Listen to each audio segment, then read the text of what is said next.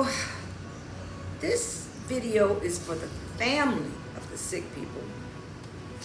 I had someone come to me and they had to leave out of town to go help because a sick person, a long-term sick person, has some changes going on.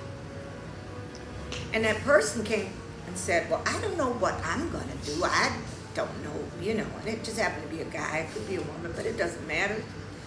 And I said, oh, there's a lot you can do. If you're not taking care of the sick person, but you're just going up there to visit or checking things out.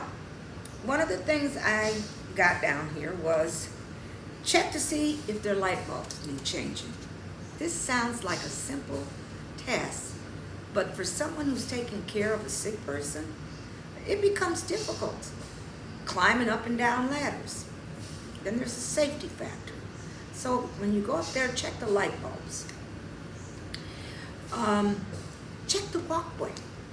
See if they got lighting down the hallways where they're traveling back and forth.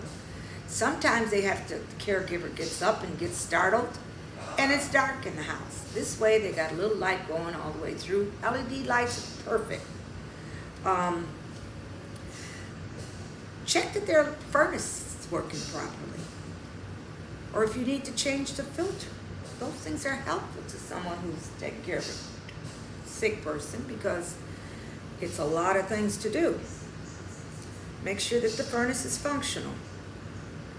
Now, observe for any cracks or walking hazards when you go through the house. Sometimes they've got these long runners.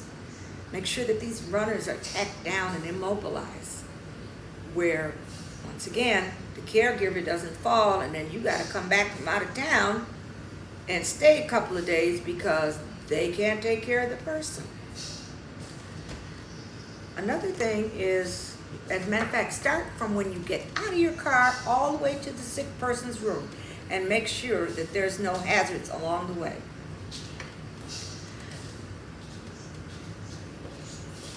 Check if the caregiver, how they're bringing in groceries. I get a walker and I attach the bags to the walker bringing in groceries. But check the length, how they're doing it. Is it a lot of steps? Minimize the caregiver's duties while you're there if you're able to do it. Assess if the sick person, how they're getting in and out of bed, how the caregiver is helping them get in and out of bed. Make sure the bathtub has the non-skid. You know that 70% of the accidents and death occur in the bathrooms. So check that bathroom out. Make sure there's no safety factors in there. You get those at any stores. And non-adhesive for the bathtub. Also observe if the medicines are out of date. Sometimes old people can't see well. See, I need glasses, cheaters. So you can look at the cabinet and see if you need to run and buy them some fresh Pepto-Bismol or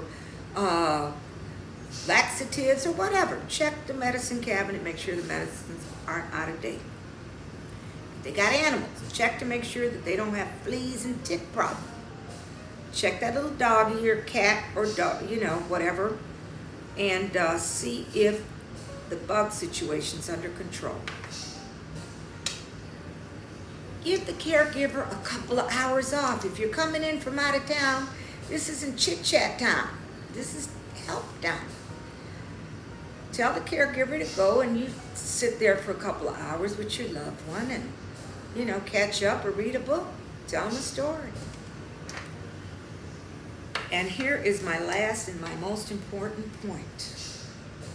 Don't assume an elderly person taking care of a sick elderly person has got it all together and is providing adequate care. This requires observation. If you're coming in from out of town, observe. That's your biggest thing. Observe. How are they taking out the garbage in and out? Are all the plugs working? Are all the lights working?